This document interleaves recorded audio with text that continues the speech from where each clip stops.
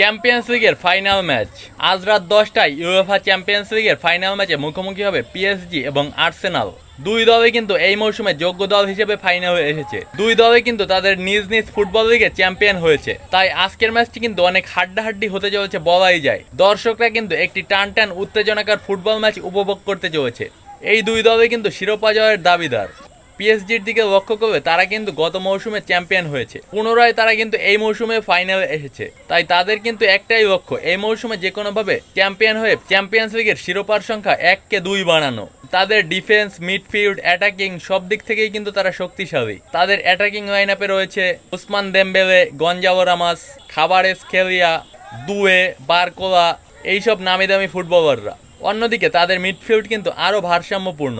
তাদের মিডফিল্ডে Vitinha, Fabian Ruiz এবং João Neves, এই তিনজন কিন্তু যে কোনো ম্যাচ কন্ট্রোল করার ক্ষমতা রাখে।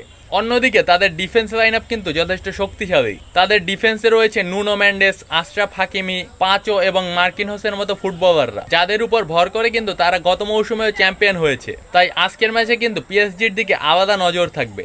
অন্যদিকে আর্সেনালের দিকে লক্ষ্য করলে দেখা যাবে আর্সেনাল দীর্ঘদিনের অপেক্ষা শেষে তারা তাদের ঘরোয়া লিগ প্রিমিয়ার লিগ জয় করেছে।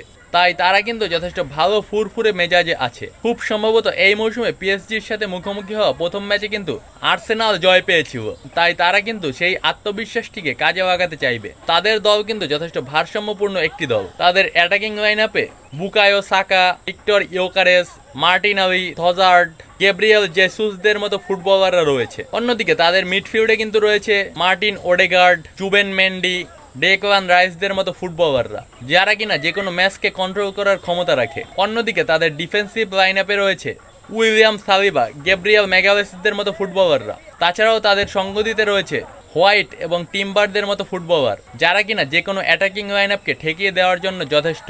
সালিবা এবং গ্যাব্রিয়েল এই দুইজন ডিফেন্ডারদের কিন্তু এই মৌসুমের সেরা ডিফেন্ডার বলা যায়। তাছাড়াও তাদের গোলকিপিংয়ে রয়েছে ডেভিড রায়া, যে কিনা ধারাবাহিকভাবেই গত কয়েক মৌসুমে ভালো পারফরমেন্স করে আসছে। পাশাপাশি এই মৌসুমে কিন্তু তিনি অসাধারণ কিছু ম্যাচ উপহার দিয়েছে আর্সেনালকে।